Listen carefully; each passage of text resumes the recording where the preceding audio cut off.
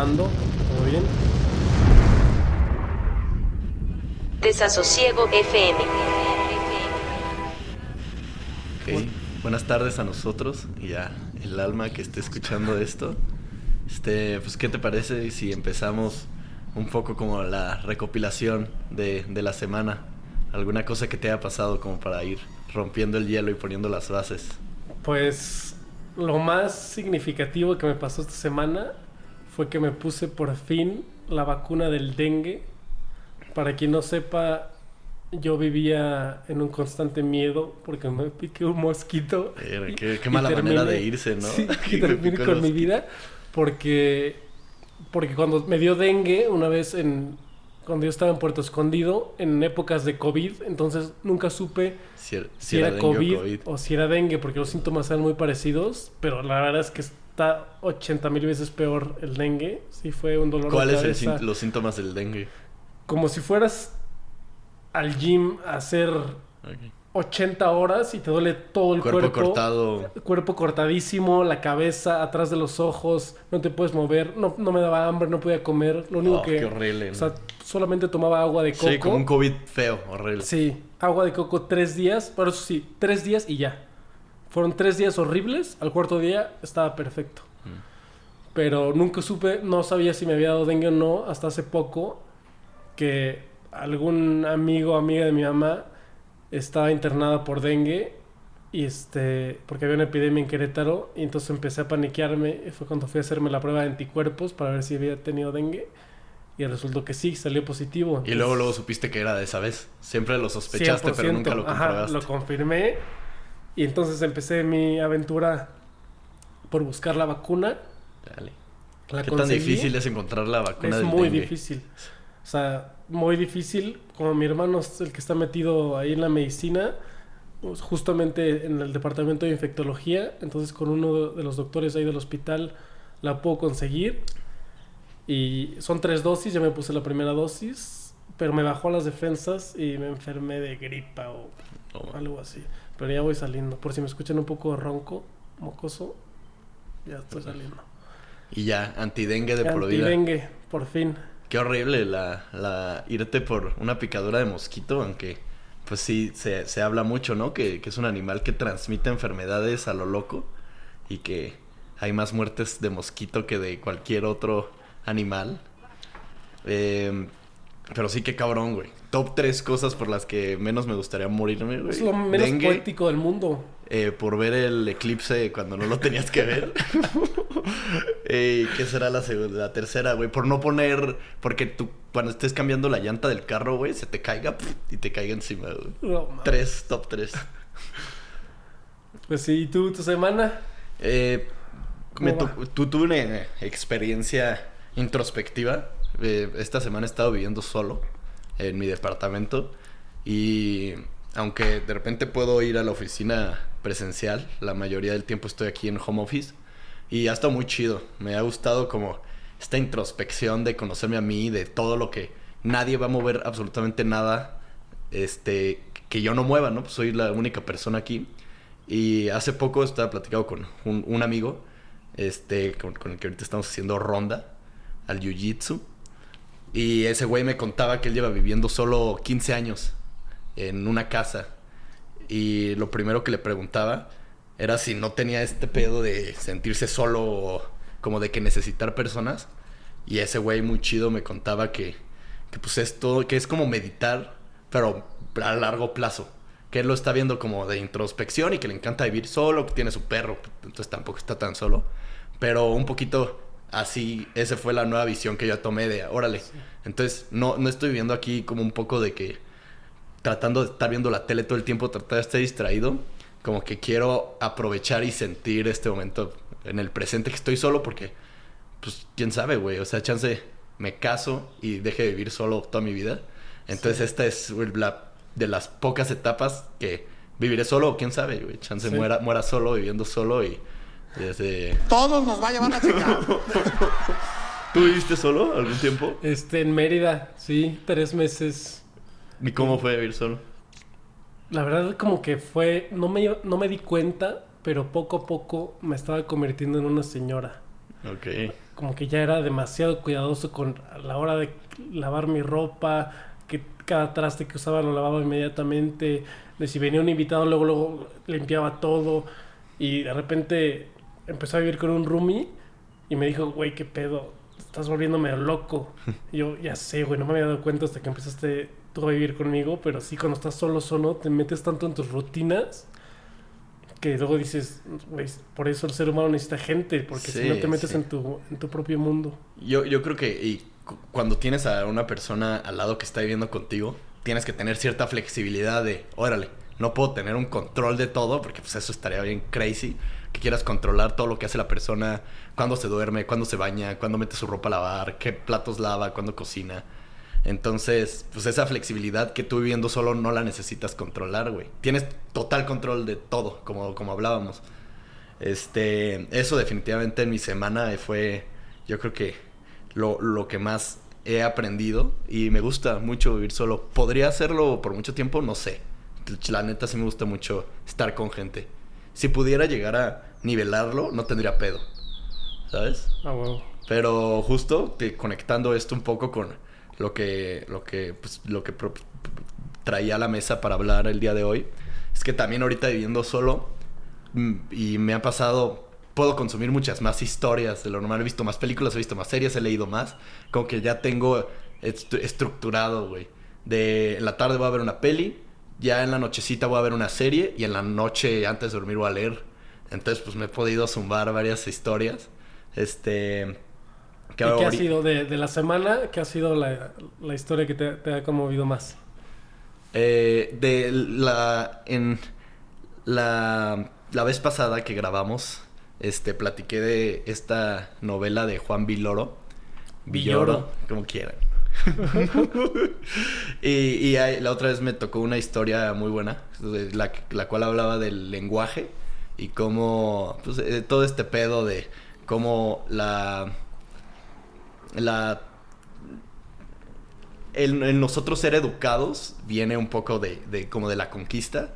Entonces hablaba del mándeme usted, que eso es de peón de Hacienda, y lo seguimos haciendo ahorita. El de por favor, es tu casa, de que ponía un ejemplo muy cagado que era, qué bonito perro tienes en tu casa. Cuando quieras, aquí ven, también es tu casa. Uh-huh. ¿Y de qué casa estás? O sea, como de qué casa estás hablando. No, de la tuya, pero la que es mía. Sí. De que cuando quieras, ahí tienes tu casa. Sí, güey, ya pero sé. Cuando llegan, no, güey, ya vete. Como todo eso se ha ido abandonando un poco. Y me gustó mucho como ese enfoque al lenguaje de como en la calle era... hablaban un poco como de que cuando veías a una persona mayor, le decías madre en la calle. Yo creo que eso ya no nos tocó nunca a nosotros. Pero el de madre, por favor, por aquí. O madre, ¿usted sabrá dónde está esta calle? Y ahorita le dices madre a una señorita que se saca de pedo. Eso y he tratado de, yo en mi vida cotidiana, abandonar el mande. El mándeme usted, pues sí, viene de peón de Hacienda. Pero también viene de, bueno, por lo menos como a mí me lo plantearon en mi infancia, de ser educado. ¿Tú qué opinas de eso? ¿Se tiene que quitar por el contexto que viene o no porque tú no lo estás diciendo en ese sentido? Pues a mí me parece que es un buen hábito ese demande, porque luego también hay gente que dice qué y se me hace más agresivo el qué. Pero también existen alternativas como el disculpa o perdona. O que suena más mamón, ¿no? Como más snob. Perdóname. Pero... Sí. No tengo tanto problema con el mande porque como que implica una actitud de servicio que por lo menos yo valoro mucho. Y que, oye, mande, sí, estoy a tus órdenes. Mande. Pero muy implícito, sin decir, oye, mándame usted, dame una orden. Señor. Sí. Ese libro lo he disfrutado estos días. También he estado viendo una serie que tú me recomendabas. Y yo vi una que tú me recomendabas. Ahorita platicamos de eso. Vi Andor. Yo ya había abandonado toda mi esperanza en Star Wars. Me había rendido ya hace como 2-3 películas. Y me di cuenta, viendo Andor, que nunca había entendido el universo de Star Wars como debe de ser entendido. Esto va por ti, Mao. Sí, güey. Yo lo veía mucho como de Seeds y como que no entendía que era un pedo político y social. Eso está bien cabrón de esta serie. Sí. Y Andor nos está planteando, no se te antoja ver que se agarran a putazos así con los sables de luz y entiendes un poco de, no mames, pues es el imperio, güey. Hay una frase muy chida que se echa en la primera temporada, en el primer arco, donde el güey que era como el hacker hace un como un libro que se lo da al protagonista. Y ahí hablaba un poco del imperio, el imperio quiere hacer algo antinatural. Entonces, porque es antinatural, va a haber rebelión por naturaleza. Entonces, hablaba como de toda obviamente, bueno, para los que no sepan, Andor es como el nacimiento de la rebelión, ¿no? Sí. De la resistencia. La resistencia. Y veas desde que nadie creía que podía haber una resistencia o que estaba como súper dispersa, a cómo la empiezan a unir y cómo ya la empiezan a meter en y los que en el altos universo mandos. original de Star Wars la resistencia siempre ha existido. Sí, o sea, sí, sí. la trilogía original, la de 1000 no sé qué cuántos, pues empieza la resistencia ya armada y el imperio, pero realmente nunca sabes de dónde viene. Entonces me hizo algo muy clave esta serie. Pero yo tengo una debilidad especial por Andor porque siempre me han gustado Porque muchísimo. es charolastra. Sí, no, siempre me han gustado muchísimo las dos cosas. Las historias de revolución Ok. me gustan muchísimo. Y dos, el gran poder de producción que le dejaron a los mexicanos. Como Diego Luna, Alonso Ruiz Palacios, un cineasta perrísimo que la está rompiendo ahorita. Dirigió varios episodios. Creo que el último de la segunda temporada lo dirigió él. Y pero lo que me encantó de la historia de la revolución, que después de leer tantas y consumir tantas historias de revolución diferente, esta particularmente me gusta mucho porque involucra todas las partes de lo que son necesarias para realmente armar una revolución, Sí, genuinamente desde el individuo, o sea, el individuo revolucionario que es el que está dando la vida y arriesgándola en cada misión o cada orden que le dan para hacer algo muy arriesgado. Y del mismo tiempo también la parte política de esta gente que parece que no está haciendo nada, pero es muy importante claro. ver la imagen más grande y Los senadores y todos los que no son directamente malos, Exacto. pero se dan cuenta que lo que están pasando en ciertos planetas como un poco acercado al día de hoy, ¿no? O sea, estas personas que toman las decisiones pues no están yendo o mandando bombas o matando a nadie, Exacto. pero ciertas decisiones podrían desencadenar ahí y lo muestran como las y senadoras. como desde el director de una empresa que puedes decir, oye, ¿qué haces tú? O el director de una orquesta, no tocas ningún instrumento, o el director de una película. Pero, ¿qué es lo que hace el director? Si no toca ningún instrumento, o sea, pero tiene que estar coordinando todo, Sí. en especial. Entonces está el coordinador, está el revolucionario, está el que no quiere, está la perspectiva del enemigo, de los que están en el imperio. ¿Qué tiene que salir mal en el imperio para que funcione la revolución? Y que también hay un factor suerte ahí muy específico para que funcione todo, porque no importan las ganas de revolucionarse, si no existe una entrada ¿no? en el momento preciso, pues no se hace una revolución. Está muy chido cómo empiezas a ver que también ciertas personas dentro del imperio, y eso como que lo toca mucho la serie, que son las que empiezan a tener como este pedo moral, el debate de que los planes más grandes que se hacen en Andor, que es como golpes pequeños que se van haciendo al imperio, son gracias a personas dentro del imperio, como hay un Stormtrooper que se retira, uno de alto mando que les ayudó a entrar a la bóveda, güey. La segunda temporada empieza un poco como con el robo de una nave, que solo se pudo porque la que se verificaba que todo estuviera bien, Sí, como que decía que entró la algo revolución. está mal esto, Sí. pero quiero salir. Entonces, como estas personas empiezan a tener este cambio de chip de esto está mal, pero pues es lo que pues en ese entonces era bueno, en ese universo era lo único que conocían.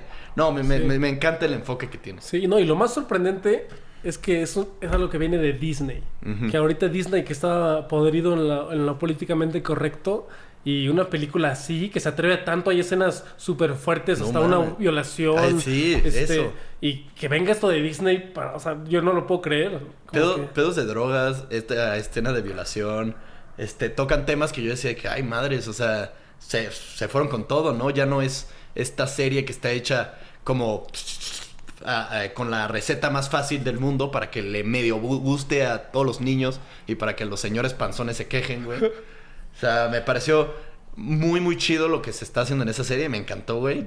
Todavía no terminó la segunda temporada. Pero otra cosa que me gustaría tocar de la serie, que me estaba volando la cabeza, era cómo crearon el universo de tradiciones también. Sí. Empiezas a ver de que no, pues es que esta comida, y no te la explican. Te dan como de que pues este es como lo normal, la normalidad. Hay una escena de una boda, güey, y te das cuenta de 1000 tradiciones diferentes que están pasando. Nadie te las explica, pero te das cuenta de que es un planeta distinto, güey. Por lo tanto, hay una cultura distinta, güey. Entonces, pues, vas viendo estas diferentes culturas, güey, cómo se saludan, son los bailes, como los ritos. Y eso me parece muy chido, güey. No, a huevo. Y ¿ya viste Rogue One? No, la vi, estoy seguro que la vi en el cine, pero estoy seguro que me quedé jetón, güey, que la vi hace mucho tiempo. Y estoy esperando a terminar todo Andor para retomarla ya sentado. Es la mejor manera de verla, güey. O sea, a mí me hubiera gustado... O sea, Rogue One es mi película favorita de Star Wars. ¿Y la viste después de Andor? No, la vi antes. Ok. Pero... O sea, me hubiera encantado que hubiera salido Andor antes para poder ver Rogue One después. Porque es como las bases de Rogue One, ¿no? Totalmente. Sí, o sea, no, y empieza el mismo momento en el que termina Andor. No. Empieza Rogue One. No más. Y y sí, o sea, se me hace también una película... O sea, empecé a retomar yo la fe en Star Wars desde Rogue One. Y por eso me animé a ver Andor. Y pues totalmente satisfecho. Y... Tú decías que tú estabas viendo otra serie. Ah, sí, cerrando el tema de Andor, excelente, se los recomendamos, véanla. Y yo estoy viendo Invincible. Ah, chido. Es una serie de animación de superhéroes muy diferente a lo que estamos acostumbrados con estos héroes estereotípicos y como que humanizando muchísimo a los personajes. Y me ha gustado mucho la trama, mucho la perspectiva, pero mi parte favorita de todo es la animación. Y como que estoy convencido de que es un medio único que está arrancando, tomando más fuerza que nunca, ya sea como con series como Love, Death and Robots, esta de Invincible, o sea, Rick and Morty con la comedia, haciendo que la animación, o BoJack Horseman, tiene maneras de contar ciertas cosas que sería imposible contarlas con algo live action grabado normal. O sea, como que la animación tiene un poder muy específico para contar ciertas historias que me ha gustado mucho. Y principalmente es lo que más me ha atrapado de Invincible. Sí. Y aparte también los dilemas morales de repente quién es el bueno, quién es el malo. Porque empieza de repente, estás convencido quién es el malo al principio. De que no, este güey o sea, ya vas merece adelantado. todo morir. Ya terminé la segunda temporada, voy Ok. empezando la tercera temporada. Y pero luego ya te empiezas a cuestionar de que, oye, chance el malo no es tan malo, la capacidad de arrepentirse, que tanto... Hay un concepto que yo de repente he trabajado, que hice un ensayo del el derecho a ser olvidado. Ajá. Que mucho nace también de este nuevo mundo donde ya todo está grabado, cualquier post que sube se queda ahí para siempre, aparentemente para siempre. Y que se está perdiendo un poco este derecho que tenemos todos a ser olvidados. A veces que tú dices algo que no quieres decir, ya sea porque lo dijiste por impulso o por enojo o lo que sea. Y hay veces que... pues, No te define esa... Exacto. Sí. Que somos por naturaleza eternamente cambiantes. Y está bien difícil que... Como nos hemos acostumbrado a nombrar todo, a definir todo. Pero al mismo tiempo creo que definir es delimitar y excluir y como que es la antivida, yo lo podría decir. O sea, el excluir y limitar, el recordar todo para siempre es la antivida. O sea, como que el olvido es tan fundamental como la vida. Todos los días nos estamos muriendo un poquito. Sí. Todos los días se te olvida algo, pero todos los días aprendes algo nuevo. Sí, definitivamente no lo veo como algo natural. Imagínate que tú estás platicando con alguien y se te sale un comentario que dices en la noche, güey, de que ching, pues me vi bien pendejo. Diciendo eso, no era algo que me define como persona, no quería transmitir eso, pero seguramente la persona que te conoce más, con la que estabas hablando, no será el comentario que se quede, güey. Y 6 meses, 1 año después, no se va a acordar que dijiste eso. Y chance tú en tu sueño guajiro te sigas arrepintiendo, güey, pero esa persona no se acuerda de ese comentario.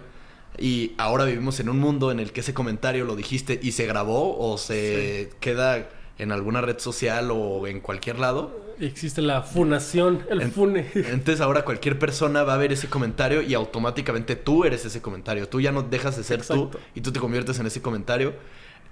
Que es complejo, entiendo pues obviamente si tienes tu Twitter lleno de propaganda nazi, güey. Chance no eres el adecuado para tomar un puesto del gobierno, ¿no? Sí. O sea, sí sería ahí una buena manera de No, pero tirar también esa espada. con esta virtualización, siento que también a veces se toma más en serio lo que está en esta pantalla digital, en esta como persona que creamos en el internet.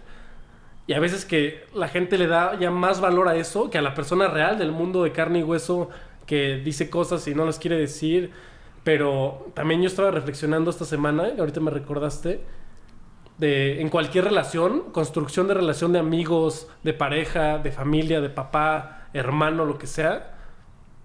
Muchas veces las conversaciones fuertes, las conversaciones difíciles que no queremos tener o que a veces lastiman o a veces como que despiertan cosas ahí atoradas, son las que más valen la pena y cuando hay como un amor genuino, unas ganas de seguir construyendo la relación, son las que hacen crecer más la relación. O sea, como que siento que no hay que tenerle miedo tampoco a tener estas conversaciones y diálogos fuertes, porque cuando es con alguien al que verdaderamente le importas y que a ti te importa, no puede más que mejorar la relación si es algo genuino, aunque estás en lo incorrecto, aunque estás en el error, pero el decir lo que sientes, decir lo que piensas así, siento que solamente puede traer algo bueno, porque si se termina la relación, es que realmente no era una relación honesta, genuina, de persona a persona. Que también, o sea, por ahí escuché o leí de que en los momentos más difíciles, cuando estamos, de repente puedes tener una semana muy dark, un mes muy dark, un año muy dark, y es cuando eres una persona más difícil de querer, pero cuando alguien se queda ahí a pesar de eso y está ahí, es que le importa más quién eres a lo que pueda obtener de ti, popularidad, dinero, lo que sea. Y no sé, como que ya me desvío un poquito, pero... No, pero totalmente, mira, siguiendo un poco lo que platicas, yo creo que estas personas, las personas que más aprecias o como las que tienes guardadas en este lugar estipulado para tu círculo más cercano, todas y con cada una de ellas tuviste como una conversación profunda y abierta en la que esta persona se abrió, tú te abriste, la llegaste a conocer mejor desde otro ángulo. Y aunque los buenos recuerdos son los que más se pueden llegar a disfrutar, no es lo primero que te viene a la mente cuando te acuerdas de esa persona. Te dices de que no, pues ese güey y yo pues, somos súper cuates, chance porque en algún momento esa persona te dijo de que, güey, hay que platicar de algo que traigo, güey. Se platicó y a veces con el simple hecho de escuchar, no necesitas decir algo de regreso, pero yo lo veo como el entender que la persona se está abriendo contigo es ya un hecho como de... ¿Cuál es la palabra? ¿Conexión? Sí, una conexión. ¿Confianza? ¿Vulnerabilidad? Sí, una vulnerabilidad. La persona cuando se está vulnerabilizando contigo es cuando tú dices de que, ok. Y ahí tú ya lo puedes digerir de la manera en la que quieras. Entonces esta persona, pues, ¿qué necesita ahorita? Al final, coincido con lo que dices de que eso solo puede hacer crecer más a cualquier relación.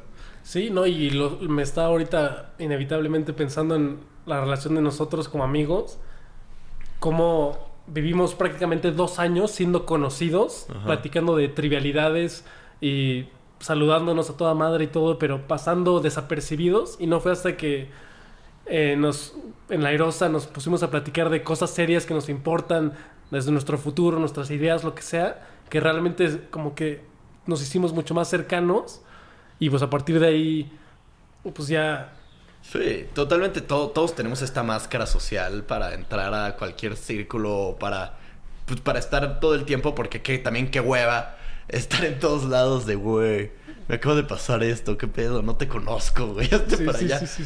Entonces, cuando te puedes quitar esta máscara social y entiendes que la persona está hablando con total genuinidad, dices de que, con que ahora sí estoy platicando con la verdadera persona. Sí. Y ahí es cuando yo pienso que puedes hacer el filtro ya muy sencillo de, ok, esta sí es la verdadera persona, ya no tiene la máscara. Sí. Entonces, ¿qué opino?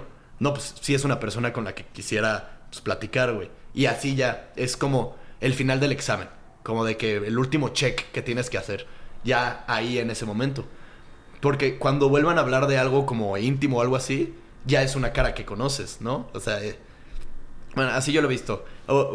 He platicado pues, con amigos, que la manera en la que yo me doy cuenta que tengo una relación suficientemente cercana es cuando le puedo decir a una persona, vamos tú y yo a tomarnos una cerveza, o vamos tú y yo a comer unos tacos X. Pero el poder estar one by one y poder aguantar una conversación con una persona, el que te plantees ese escenario en tu mente y digas, no me da hueva, sí me gustaría. Ni me da pena, ni me da nervio. Es algo que dices, entonces pues sí es una persona con la que quisiera estar, ¿no? Quisiera tener en este círculo de la vida. Entonces sí, totalmente sigo lo que dices. Sí. Y volviendo un poquito a los Near Death Experience desde el dengue. Haciendo Callback al principio. Callback al principio del episodio. Me acuerdo mucho de una historia muy interesante tú que tienes de un día que pudiste morir, mucho más poéticamente que con un mosquito, pero ¿te gustaría contar esa historia? Sí, claro, no platicaba también callback a que tuve esta experiencia introspectiva ahorita viviendo solo. Definitivamente el momento en el que voy a platicar a continuación de la historia es el momento más introspectivo que he tenido y en el que más me conocí. Entonces, pues puede ser una construcción de un momento fuerte de la relación contigo mismo. Sí. Bueno, sí, momento desarrollo de personaje cabrón, güey. Un episodio 9 de Canon. Cualquier temporada de Game of Thrones. Chido. Bueno, la historia va un poco así. Yo era counselor, staff de un campamento en Estados Unidos en el que mi trabajo era cuidar niños, güey. Tenía 18 años, era más joven y pues con mucha energía. Y el campamento estaba dividido de tal que había un lago de por medio y 2 bosques gigantes en el que uno estaba el campamento de los niños y en otro estaba el campamento de las niñas. Como los niños son de hueva, güey, en la noche lo primero que se nos ocurría era ir a tomar y a soltar todo lo que traíamos del día y a socializar. Teníamos un grupo de personas muy chido y la historia empieza un poco de que yo en el bosque, por alguna razón aleatoria, que terminé ahí tomando malas decisiones, totalmente pedo. Y también había una hora de llegada, ¿no? Totalmente. Mencionaba lo del lago que teníamos en medio, porque había una lancha que nos tenía que llevar de punto A a punto B. Del lado de las niñas era el lado en el que podíamos tomar y necesitamos volver al lado de los niños antes de las 12 de la noche. A las 11:45 iba a haber un bote, una barca que te iba a llevar de regreso. Si no la agarrabas, te decían en el onboarding de que, pues, gracias por estar aquí, tomas tus cosas al siguiente día y te vas. La neta, no queremos a nadie que no siga esta regla. Era un lugar muy flexible. Era la única regla que teníamos. Entonces, pues, siempre nos reíamos de ¿quién será el primero? ¿Quién será el primero? Y, pues, spoiler alert, yo fui el primero. Me voy tomando malas decisiones. Ya era casi hora de que teníamos que irnos, pero yo pensé que tenía tiempo. Como Mr. Increíble. Aún no hay tiempo. Sí, pero no había tiempo. Entonces, pues ya, yo estaba un poco pedo, güey. Ya estaba en medio del bosque. Y... No estaba en medio del bosque. Estaba lejos de donde salía la barca. Entonces me doy cuenta que el tiempo se me estaba acabando. Me quedaban 2-3 minutos. Estaba en ese momento con una amiga. Y le digo, tenemos que correr. Tú tienes que irte y yo me tengo que ir a la barca. Me acuerdo que tomamos caminos separados. Menciono eso porque después la intenté buscar y nunca la encontré. Pero voy corriendo hacia la barca y como en una película, volteo al horizonte, la luna enfrente reflejándose en el lago y el barco yéndose así, de la vista. No lo suficiente cerca para que alguien me viera, sino ya suficiente lejos para ya no puedo hacer nada. Tengo que hacer algo. Entonces ahora ahí tenía la opción que tenía que tomar era regresar, tomar mis cosas y encontrar dónde dormir, luego el siguiente día empacar y irme. Y la neta no quería irme. Me daba muchísima vergüenza con mis papás, conmigo mismo, con todas las personas, como este güey lo corrieron. Porque no llegó al barco. Sí, porque no llegó. Qué horrible que pase eso. Entonces me quedé viendo hacia enfrente porque el lado de los niños se veía aproximadamente a, ¿qué será? Como 2 kilómetros enfrente, que era el lago. Y en mi lógica, como era como una tipo laguna, quería rodear en el bosque hasta el campamento de los hombres. todo esto lo pensé embriagado y empecé a correr lo más rápido que pude porque en mi cabeza dije, si corro va a ser menos tiempo. Chance hago 4 o 5 horas. Así como viéndolo decía, puedo hacer 4 horas. Lejos. Lejísimos. O sea, era 4 horas corriendo. O sea, dije, si me va bien. Muy lejos. Entonces... Pues es un maratón. Sí, pero pues, mi punto era como no parar así de trotar, güey. ¿Ahí ya habías hecho un maratón antes o no? No, para nada. No corría, ahí no corría. Ya estaba hasta panzoncillo, güey. Desde ahí empezaste a correr. Sí, ahí tomé la inspiración. Pero tomo esta idea porque dije, no quiero que me corran. Mi lógica fue, si tengo el lago siempre a la derecha, es imposible que me pierda. Porque pues este es mi punto de referencia. Entonces empecé a correr con el lago a la derecha. Me acuerdo que me empiezo a tropezar. Se me empezó a bajar lo borracho del susto. Pero pues, seguía corriendo lo más rápido que podía. Poco a poco me empecé a meter al bosque, a la maleza totalmente. Y ya no habían luces, ya no había nada. Pero tenía el lago todavía al lado. Entonces, como que eso me daba tranquilidad. Aquí está el lago. Para todo esto ya eran las 12 de la noche, aproximadamente. 12 y media. Después de eso, me empiezo... La peor sensación que pude haber sentido. Empiezo a sentir que mis piernas se empiezan a hundir poco a poco en el agua. Y resulta que estaba en un pantano. Entonces, en el pantano, mi primera reacción fue salir de ahí. Hacía muchísimo frío. Era en las afueras de Nueva York. Y hacía un frío cabrón para congelarte. ¿En qué fechas? Verano. Eso no suena tan claro. Bueno, pero las noches son frías. Hacía mucho frío. Y me empiezo a mojar un poco. Me empiezo a meter un poco al bosque para que no me moje. Y en algún momento de seguir corriendo dije, necesito mi punto de referencia otra vez. Me acerco al lago y, oh sorpresa, se acabó el punto de referencia. No encontré el lago. Ahí entra totalmente el pánico. Y lo primero que hice fue darme una vuelta en 180 grados y correr así, sprintear lo más rápido que podía. Sí, muriéndome de miedo. De que no me quiero perder. Y yo creo que acepté mi destino 40, 50 minutos de estar corriendo así desquiciadamente. De, ok, ya no veo el lago, ya no veo nada. Los árboles no me permitían ver nada a lo lejos. Ni un lago, ni una luz, ni nada. Entonces dije, ok, ya estoy perdido. Y esto fue como aproximadamente a la 1 de la noche. Y para todo esto en mi cabeza estaban pasando... la historia va evolucionando en mi cabeza. Primero me daba miedo que me corrieran. Entonces ya empecé a correr. Sigo caminando. Mi punto era no parar de caminar. Hasta como las 3, 4 de la mañana. Que digo, no puedo seguir caminando. Hace un chingo de frío. Y pues, me estoy congelando, güey. Y estabas mojado, ¿no? Estaba mojado hasta las piernas. Entonces hay un punto en eso de que estoy corriendo en el que caigo a un lago, a un río. Total, un río que estaba así en medio de la nada. Era como pantanoso.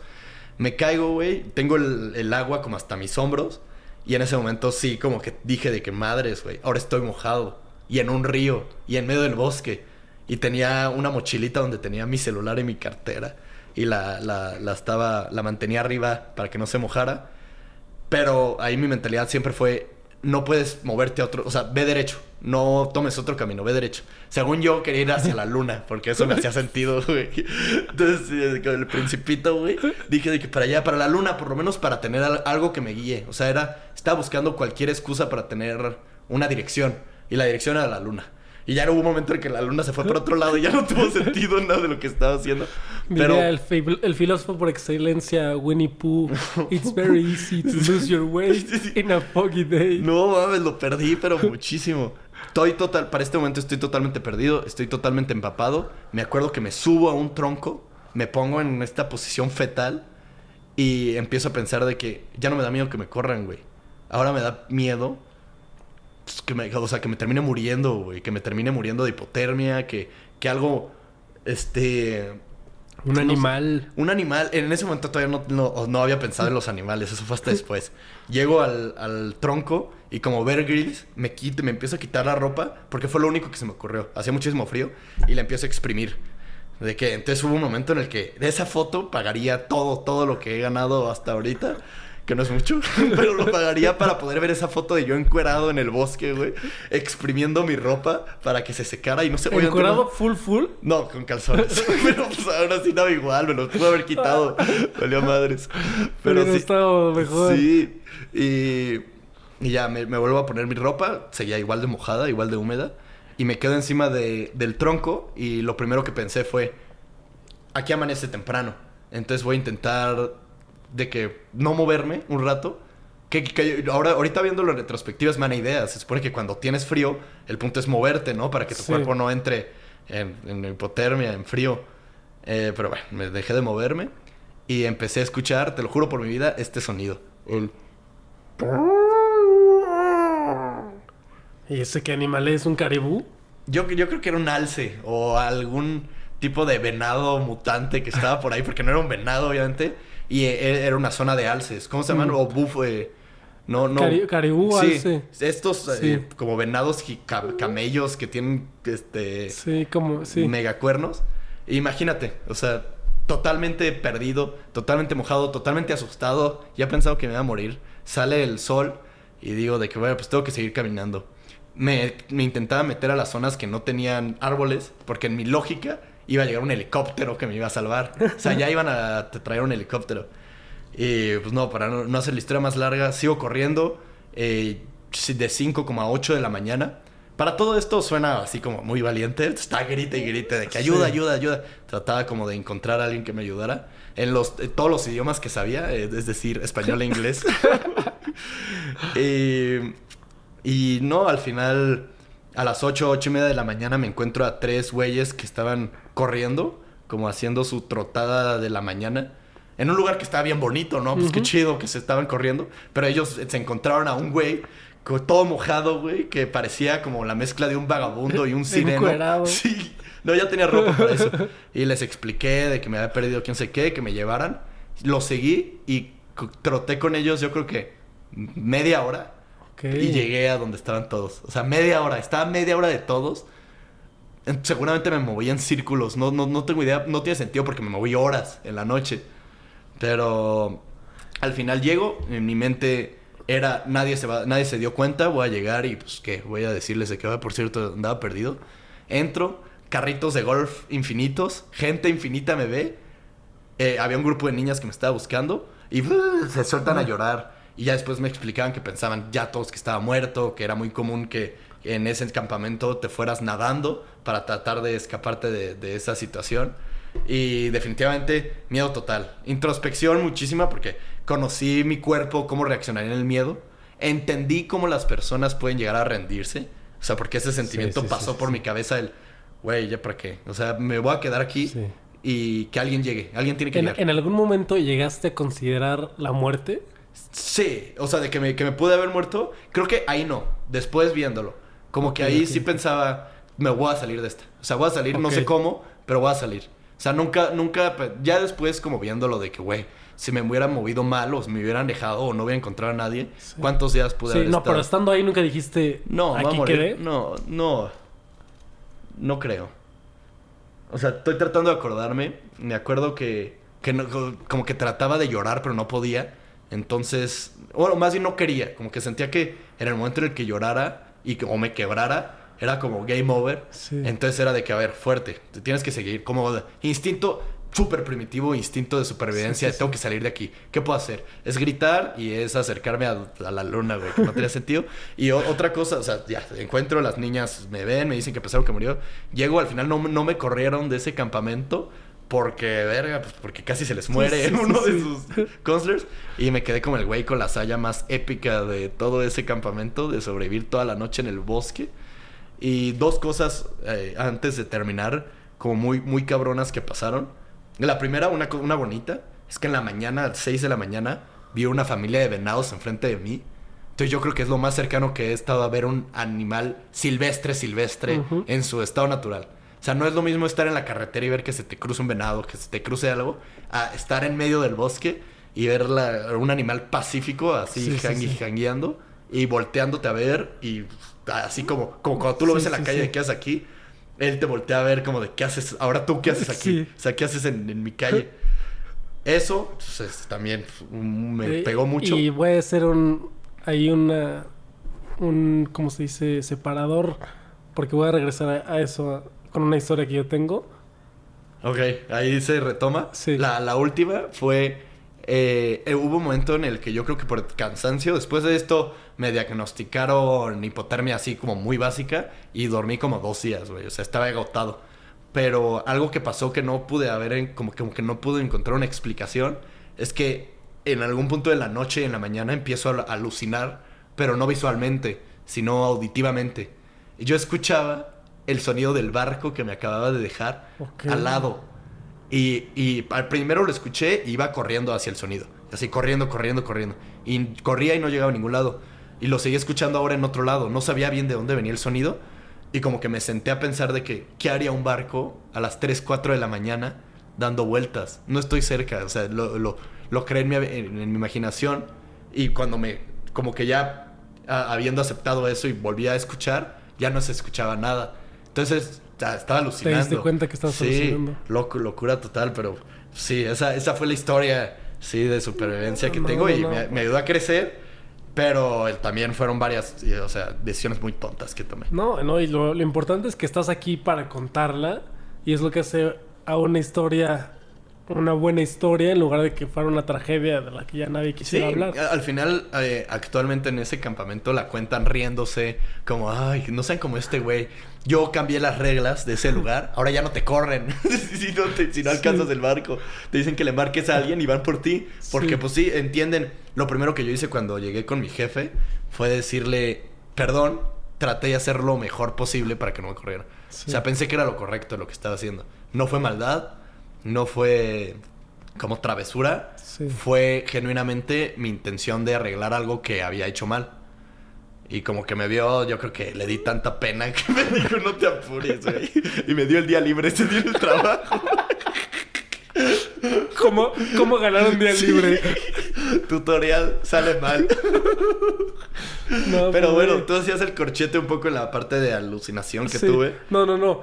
Qué buena historia. Cada que la escucho, no me aburre. Ya la había escuchado varias veces y no locura total. Después ver gente de 30 años, 20 años llorando porque me confiaban, que pensaban que ya me había muerto y que si no me buscaban en esas horas, que eran como las más... Tiene sentido cómo lo veían. Que esas horas eran las más importantes y los del campamento no me querían buscar. Solo ellos tenían como la batuta de decir de hay que buscarlo. Se querían robar una lancha, empezaron a hacer grupos y meterse al bosque, pero ahí cerquita pues estaban. Al final, la peor fun fact que descubrí es que un güey saca y me muestra el mapa y me dice, ¿sabes cuánto hubieras tenido que hacer para llegar, o sea, para hacer el camino que querías hacer? ¿Cuánto crees? 15 minutos.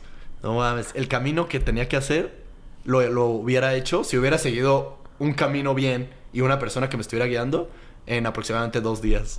¡Ay, cabrón! Yo lo veía como una ciénaga, así como circular, pero en verdad se extendía al lado izquierdo. Entonces me tuve que haber metido... Hubiera tenido que hacer un hike de 2 días para llegar. 2 días. Sí, me decían es imposible. O sea, lo que quería hacer es imposible. Entendemos lo que... Porque la visión como de... Solo te da la oportunidad de verlo... No te da la oportunidad de ver el fondo del bosque a donde... Hay muchísimos aprendizajes en esta historia. O sea, lo que ves no es realmente lo que, sí, lo que definitivamente es. No. Pero todavía no tomé la decisión más idiota. En algún momento, en ese mismo campamento, 3 güeyes les pasó exactamente lo mismo. Agarraron un kayak y como no vieron tan lejos el campamento, los hombres se metieron. El kayak se cae y de ahí eran 3 y salió 1. No, salieron 2 y uno se murió. No. Entonces, por eso como que había el antecedente de ya en este camp se ha muerto alguien por lo mismo, por pedo, por malas decisiones, por estar ahí. Y definitivamente eso, desarrollo de personaje, ahora me ayudó para pensar 2 veces lo que hago antes de hacerlo. No, totalmente. No, pero pues qué bueno que es una historia y no... Sí, pues salud más. Porque aquí andamos. Salud por y eso. Y no hay todavía. Oye, Que hubiera preferido llegar con la piel de un oso así encima, güey. Hubiera sido el mejor final de la historia. Después de un mes, güey, este güey salió, se hizo amigo de los venados, montando un venado. Hablando lobo, sí, con mi manada. Sí. Pero bueno. Perdí esa oportunidad. Pues las 2 cosas que yo hago referencia en cosas que me han pasado es en esta parte de introspección de un momento que te cambia la realidad. Igual y es menos cerca de la muerte, pero igual de de impactante para mí que lo viví. Probablemente mucha gente no me va a creer nunca, pero es algo que yo internalicé y sé con toda la verdad de mi corazón que es algo que yo creo y es la experiencia que tuve de ver un fantasma. Ok. Sí, muy buena también. Emocionado por escucharla. Sí, pero cuéntala con contexto y... Sí, y con la experiencia cercana a la muerte que tuve después. Y... entonces empezó todo. Estaba yo en el rancho, en Huimilpan. Y es una casa donde mucho tiempo se hicieron retiros de católicos de la obra del Opus Dei. Y mucha gente que se quedaba ahí. La casa tiene como un permiso especial del obispo para poder tener la hostia, el Santísimo ahí en un cuarto. O sea, como que es una casa... ¿En qué cuarto era? ¿Un cuarto especial o...? En el del fondo, que ahorita es donde duermen mis papás. Ahí como que... Ahí estaba el sagrario y todo. Como que una casa muy de retiro, de religiosa. Sí. Con buenas vibras, está bendecida. O sea, como que en temas espirituales muy saludable. Pero había un cuarto afuera de la casa en donde siempre el que se quedaba ahí contaba que algo le pasaba en la noche. O sea, de que lo asustaban, veía algo, escuchaba algo, sentía algo. ¿Y tú qué pensabas cuando contaban esas historias? Yo nunca he creído en esas historias. Mi mamá toda la vida me ha platicado que ha visto cosas, fantasmas, sentido vibras, lo que sea. Y pues yo no sé qué latido de loca, pero no me convence al 100%. O sea, como que la intentaba creer, le intentaba escuchar, pero no me entraba. O sea, hay algo en mi cerebro que no me dejaba pensar o creer que era posible que existiera algo más. Spoiler alert, ahora ya lo creo definitivamente. Pero bueno, estaba este cuarto, ¿no? Y en este cuarto había unas sábanas o una colcha en las camas. También en mi cuarto, ¿verdad? ¿Hay unas de esas? Sí. Pero bueno, no sabíamos que ese era el común denominador, pero al parecer creo que era el común denominador. Porque un año antes de mi experiencia, a mi hermano le pasó que igual se fue a dormir temprano, todo bien. Era la final de la Champions. No sé qué fechas son, pero cerca de ahorita. Y se fue a dormir temprano. De repente estaba conciliando el sueño y sentía que su pierna no la podía mover. Y pues voltea como que y ve algo blanco. Y dice, hay una almohada, algo que puse aquí, no puedo mover. Y no podía mover. Voltea hacia arriba, como que reacciona que, oye, yo no puse una almohada aquí. Mis almohadas las tengo acá en mi cabeza. Y voltea y ve un vestido blanco, sube la mirada, vestido blanco, y ve una cara oscura, como si fuera un vacío. Que, pues, con los ojos brillantes, y se cagó, se empezó a rezar, lo que sea. De que a lo pendejo, Ave María, Ave María, Ave María, como que sin sentido. Y ya, total, sintió que se liberó la pierna, se fue, se paró en friega y se fue a dormir con sus amigos. Ya les contó. Y cuando me contó esa historia, la verdad yo no le creí. Ok. Como que le quería creer, pero igual mi hermano ha tenido episodios maníacos diferentes por su condición mental, todo. Y como que dije, chance fue algo, una alucinación. Lo quería racionalizar. Lo quería racionalizar, no es posible, lo que sea. No. Un año después, casi justo un año después, yo estaba igual en el rancho, estaba construyendo un gallinero, me acuerdo, en la etapa de cortar madera y montar la estructura. Entonces estaba muy cansado. Empezamos desde temprano y todo el día de estar cargando madera, cortando madera, atornillando todo, como que esos días de trabajo físico pesado. Entonces eran las 8 de la noche y yo ya estaba muerto. O sea, cené, me bañé, me lavé los dientes y me fui a dormir.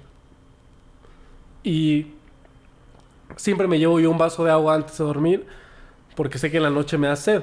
Bien. Y mantenerte hidratado. Mantenerme hidratado. Entonces ya sé como que por rutina automática que de repente a las 12 me despierto o a la 1, lo que sea, tomo mi agua y me vuelvo a dormir.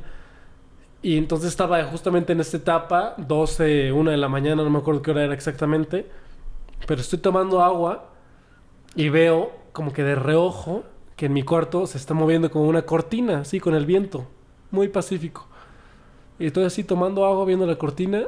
Y entonces mi cabeza me entra la idea de que, oye, en mi cuarto no hay cortinas.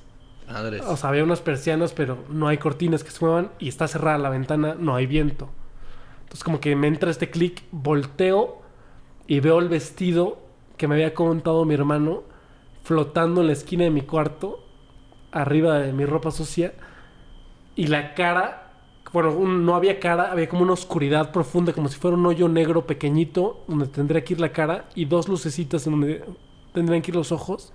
Me quedo paralizado, no tanto de miedo, pero como este shock de realidad que me recordó perfecto a los venados que te encontraste en el bosque, porque yo siempre lo describo como una sensación muy parecida, como si yo estuviera en un ambiente salvaje y me encontrara con un animal, un zorro, un venado, que te ve y como que dices, ¿qué pedo? ¿Me viste? ¿Te diste cuenta que te estoy viendo? Ajá. Tú también me estás viendo, nadie se puede mover, nadie puede hacer nada, solo nos estamos viendo como para ver. Reconoces la existencia de lo Exacto, personal, del lo que otro. estás viendo.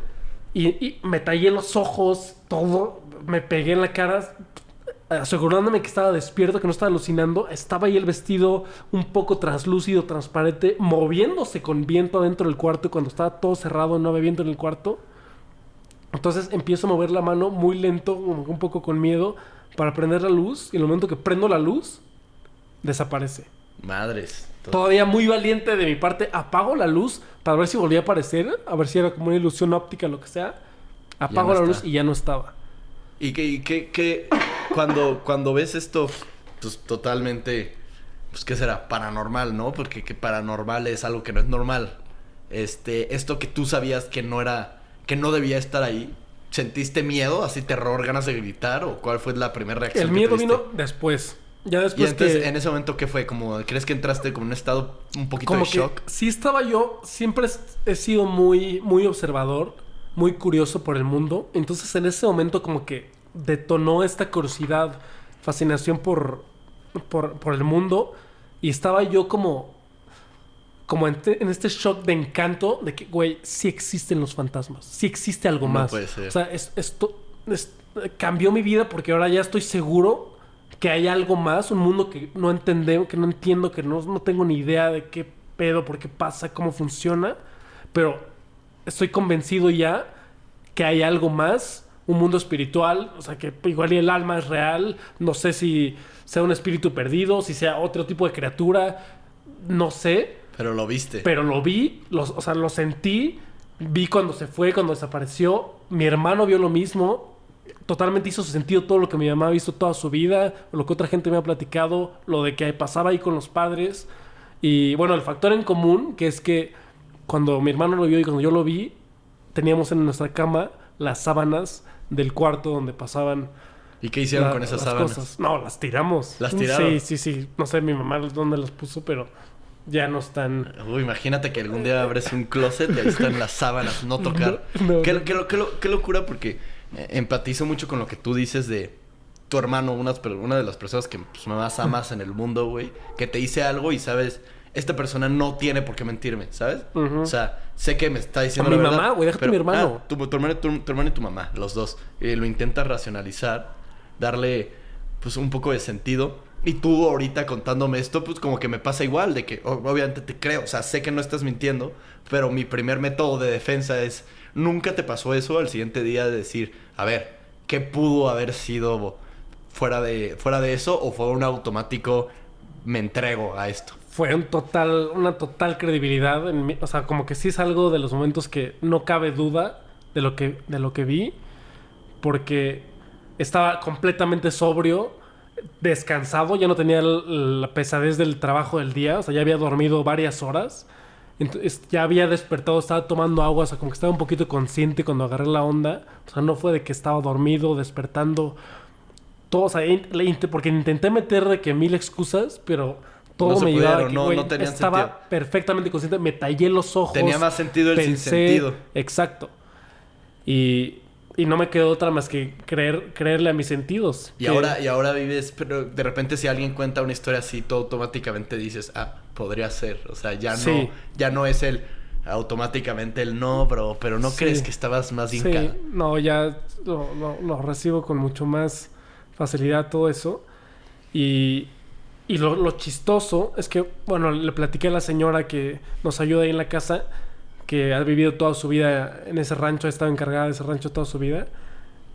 Y... ¿Se sorprendió? No, es muy común. Me dijo, es la Llorona. No, es muy común. O bueno, lo que... Y dicen que cuando la ves, no la escuchas, porque sí, no hubo ningún sonido de por medio. Y cuando la escuchas, no la ves. Y hay 80 personas en el pueblo que han contado de experiencias con la Llorona. Parecidas. Gente que la ve, gente que la manda. Hay mamás que le mandan a la Llorona a traer a su hijo que anda de peda en el caballo, que se fue tarde y no regresa, y están las señoras preocupadas en la casa y le piden a la Llorona, oye, ve por mi hijo y tráemelo. Qué locura, como si fuera una Sano y deidad, salvo. ¿no? Sí, como sí. si fuera... Pues, creencias de pueblo. Y Pero pues te tocó de primera Y mano. ¿Y sorprendente, por qué? sí. ¿Y por qué en el pueblo y no aquí? O sea, digo, hablo pues en la seguro ciudad. pasan cosas en la ciudad igual. Digo, mi experiencia fue en el rancho. Pero lo chistoso es que al siguiente día yo tenía un caballo que me había regalado un amigo. Y yo estaba como totalmente novato. No saber absolutamente nada de cómo mantener el cuidado de un caballo totalmente por mi cuenta, sin ayuda. Y como que intentando aprender en YouTube cómo cuidar un caballo y cómo formar un vínculo, una relación con el caballo. Y Te aparecían puros videos de Minecraft. que era muy importante primero formar una relación en el piso. Ok. Que antes de montarte. Entonces yo estaba en el piso dándole cuerda en círculos al caballo, como es muy común, es como que un entrenamiento totalmente común para la gente que sepa de caballos. Y estaba dándole vuelta al trote, galope, paso. Y había un lado, siempre los caballos tienen un lado que no les gusta tanto para trabajar, ya sea a la izquierda o a la derecha. Y entonces mi caballo estaba empujando un poquito de un lado. Y yo como seguí sintiéndome muy macho de que, güey, nadie me va a ganar aquí. El que manda aquí soy yo. Lo presionaba y vas de este lado también, vas de este lado también. Lo cual una gente que sabe es totalmente lo que tendría que hacer. Pero yo, sin experiencia ni nada, pues en un instante me distraje. El caballo se me vino, me mordió en el hombro. No, pues. Ese mismo día, después de esa noche. Ese mismo día, sí. Es que ya era el mismo día. Ok. Y me muerde en el hombro. Me intento hacer hacia atrás. Ni siquiera lo sentí de la adrenalina. Me hago hacia atrás. La tierra estaba muy suelta. Me tropiezo. Y en eso el caballo se viene. Como que me va a agarrar a manotazos. Pero se tropieza él también. Me va a caer encima. Giro. Y a centímetros, si no es que milímetros, porque yo sentí que cayó un caballo de 800 kilos al lado de mí. Pum, en la tierra. ¿Escuchaste la tierra mover? Sí, escuché la tierra temblar, lo sentí. Me paré en friega con la de la adrenalina que tenía. Agarré al caballo otra vez con la vara. Lo asusté y le intenté hacer correr en círculos hasta que se cansara. Después de que ya estaba como que cansado, intenté acercarme con la docilidad más gentil sí. que pueda yo generar en ese momento de adrenalina y de nervios. Lo cual logré, me acerqué un poco a él, lo acaricié, le dije, güey, soy tu amigo. Esto fue un malentendido. Caminamos juntos hasta su caballeriza. Lo dejé en la caballeriza y desde ahí no me he vuelto a subir un caballo. Lo que es súper doloroso para mí, porque montar es de las cosas que más me ha hecho crecer, más me ha hecho entenderme a mí como persona, más disfrutar este sentimiento de libertad cuando estás tú y el caballo y esta conexión con la animalidad, contigo mismo, es algo que totalmente ha sido fundamental en mi vida. Y no poderlo hacer como por este tipo de trauma es algo que tengo ahí pendiente de sanar y de volver a reconstruir. Pero fue una etapa que si me hubiera quedado encima, yo hubiera quedado ahí. Estaba solo, Sí, me hubieran encontrado ahí. ¿Recuerdas? Te decía top 3 maneras en las que no me gustaría. Quito la del carro y meto la del caballo, güey. Sí. ¿Qué le pasó, no? Pues le cayó su un caballo nuevo. encima. Qué horrible. Oye, pero ¿por qué mencionas la historia del caballo?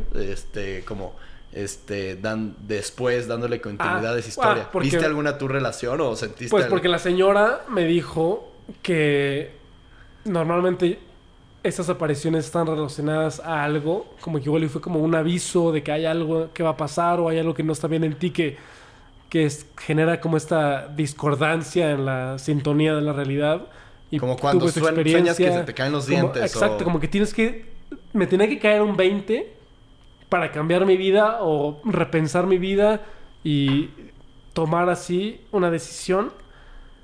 Y como que sí, o sea, a partir de ahí sí empezó a cambiar mi vida un poquito.